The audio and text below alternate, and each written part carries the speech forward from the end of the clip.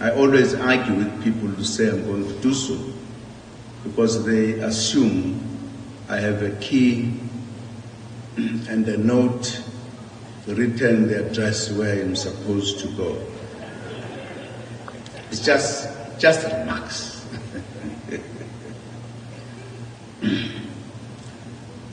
Minister Malusi Gigaba and the other ministers present, because I can't see whether they are here or not, as I explained.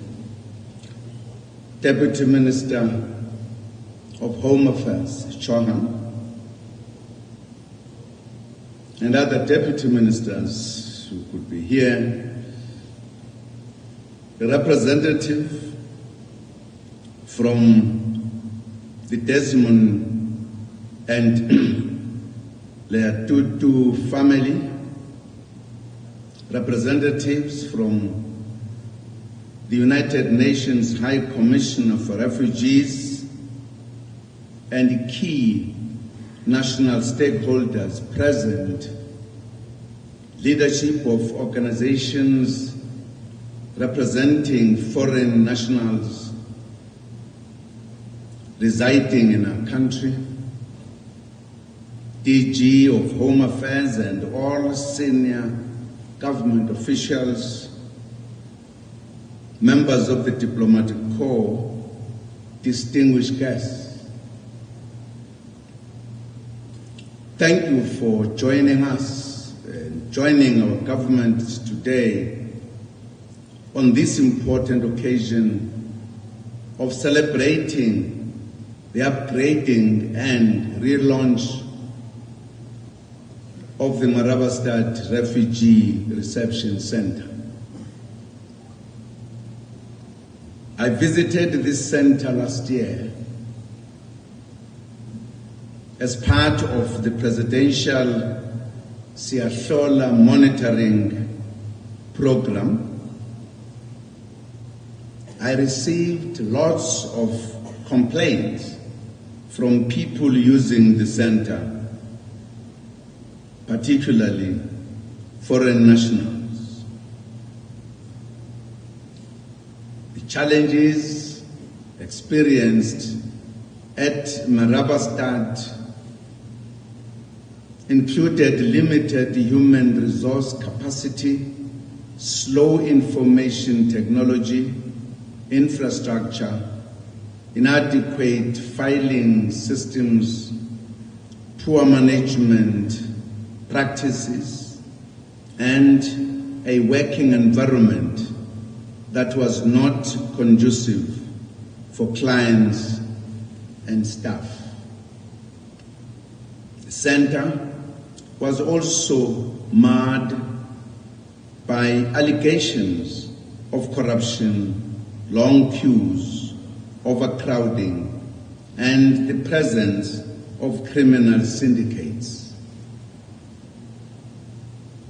Today is a happy occasion as we have come to open the revamped center. We welcome the improvements that have been made on this center. Improvements have been made in respect of infrastructure, including the redesign and refurbishment of public areas and office accommodation, signage, counters, and lighting, as well as the installation of a new security system and electrical fencing. Other key interventions include the introduction of new systems and processes such as an automated booking system and electronic applications, improved registry and filing and continuous engagement with stakeholders. Most importantly, government wants to stop crime and corruption in the system and prevent crime syndicates from using asylum seekers to make money through bribes or permits which possess a serious security risk for the country.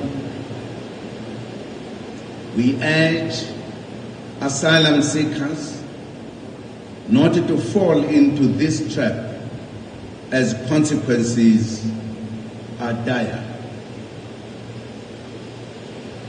Government will not tolerate corruption centers, as well as in the refugee reception documentation process. The interventions made will improve the service delivery standards of the center to guarantee that all clients are treated in a humane and dignified manner, while also ensuring security. The revamping of the Marabastad Center forms part of a broader government strategy on migration. Cabinet approved a green paper for public consultation on 25 May 2016 on international migration. The green paper was launched in June 2016 and a white paper will be submitted to Cabinet for approval by March 2017. We urge the public to participate in this policy-making process. The white paper on international migration seeks to balance our international humanitarian commitments with the need for meeting our domestic requirements, including security and the social upliftment of our citizens. How do we balance the challenges of poverty, inequality, and unemployment of our own citizens with the international responsibility of accepting refugees from other countries as well? We need public comments on these critical questions. One of the proposals in the white paper is to move refugees reception centers next to our borders.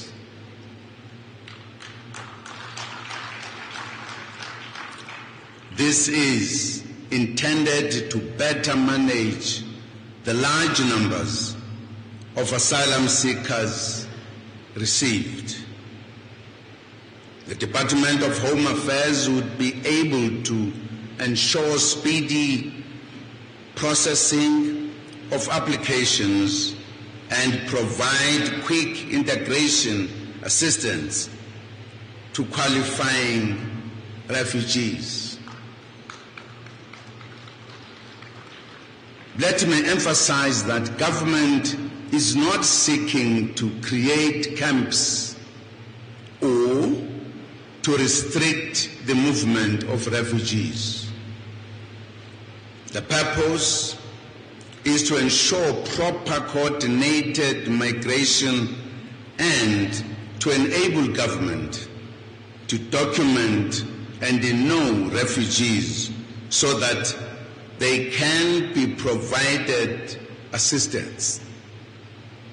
It is also a serious security matter for the country. South Africa remains one of the top 10 countries to which individuals seeking asylum go to. At its height, around 2008, we were receiving up to 150,000 applications per annum. This number has significantly decreased and stabilized around 60,000 in recent years.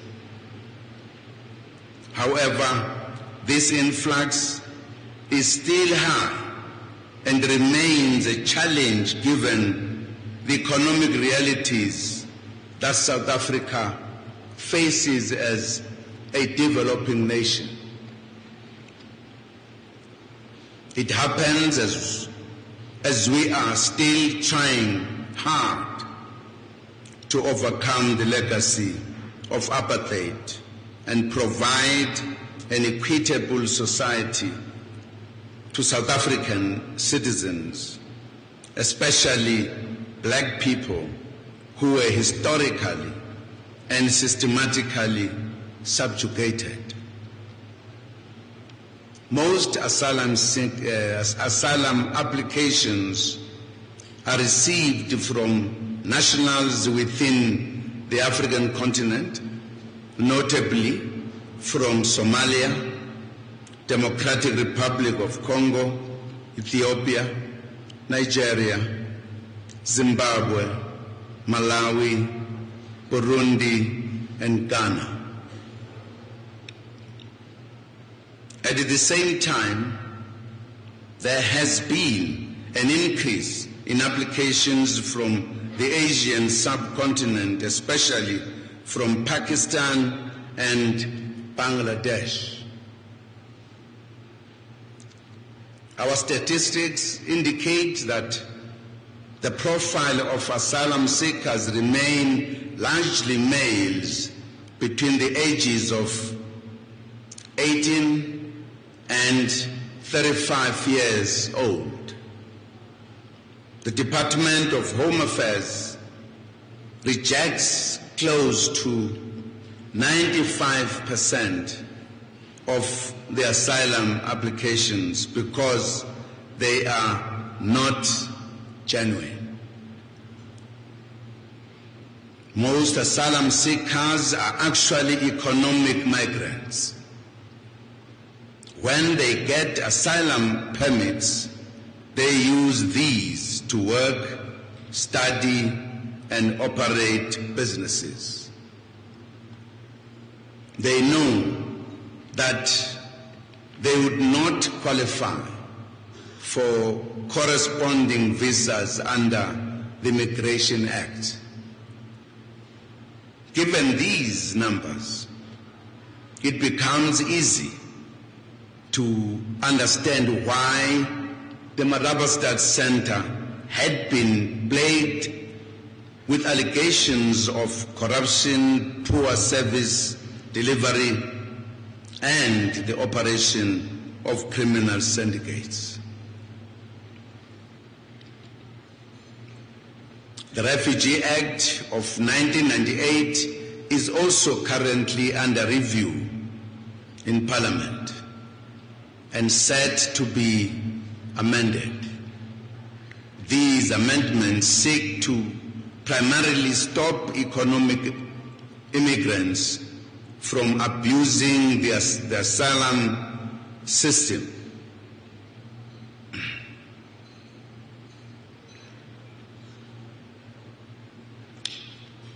To regularize their stay in the country for work or business. We appreciate the understanding and tolerance of the South African people and the manner in which they have received many refugees who have been integrated into many communities. We also emphasize that government is taking action against illegal immigrants and that all the processes we are mentioning are aimed at ensuring that the process becomes transparent and legal, and that government is able to register genuine refugees and assist them, and send back those who are taking chances. Let me also remind our people that not all foreign nationals are in the country illegally, which is sometimes the view of some frustrated South Africans. Many foreign nationals are most welcome in the country. They add to the cosmopolitan nature of our country. They bring much needed skills that contribute to growing our economy. I mentioned in the State of the Nation address that last year that we had heard concerns from companies about delays in obtaining visas for skilled staff from abroad. The Department of Home Affairs has since implemented a 10-year multiple entry visa or visas to bona fide business persons and academics from Africa.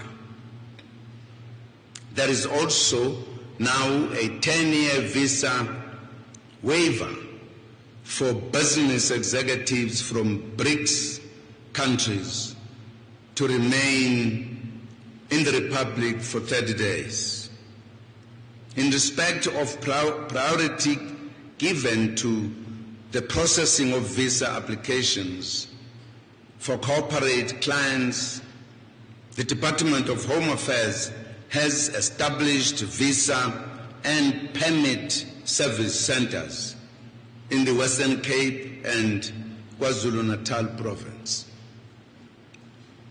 These centers will offer a one-stop shop to prospective investors and exporters to fulfill administrative requirements and reduce turnaround times for visas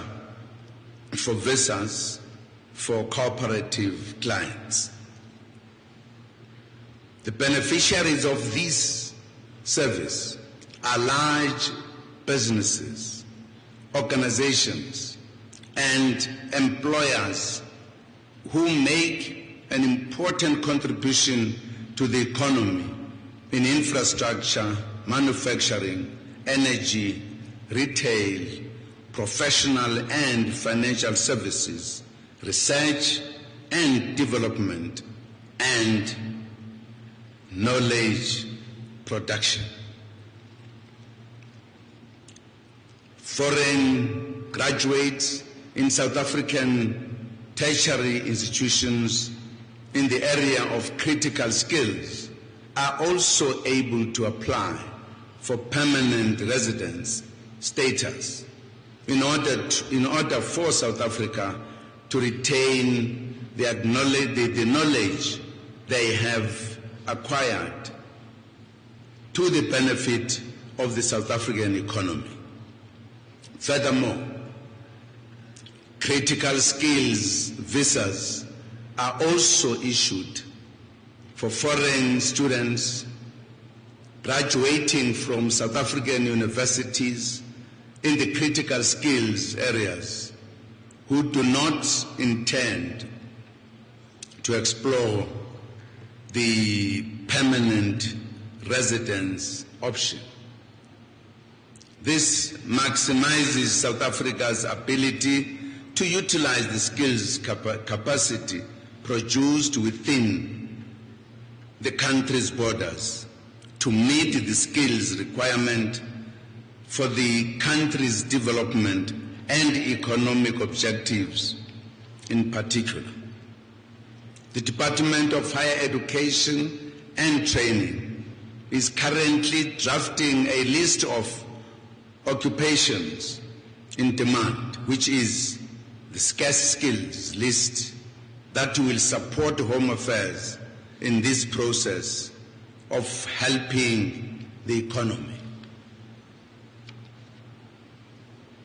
Honored guests, we deemed it prudent to rename the center in line with our commitment as government to deliver a standard of service in line with our Bantu Pele principles, putting people first. We are happy that the center is being named after a distinguished South African who has fought tirelessly for justice, equality, human rights, and freedom. Government appreciates the willingness and support of the Desmond and Tutu Legacy Foundation to rename the Marabastad Center as the Desmond Tutu Refugee Reception Center. The values and principles of the Tutu Foundation are in line with our commitment of instilling a culture of Ubuntu and compassion.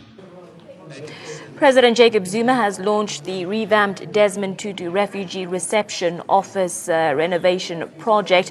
This was previously known as the Marabastad Center. We do know that that was marred by allegations of corruption, long queues, criminal syndicates. It has now been improved. This is what President Jacob Zuma is saying. The infrastructure has been redesigned and refurbished. New systems and processes have been implemented as well, and government wants to stop the criminal activity and corruption that is currently taking place in the system, and that has been launched in the form of the Desmond Tutu Refugee Reception Office. Stay tuned to NN7. We are going to keep you up to date with regards to further details.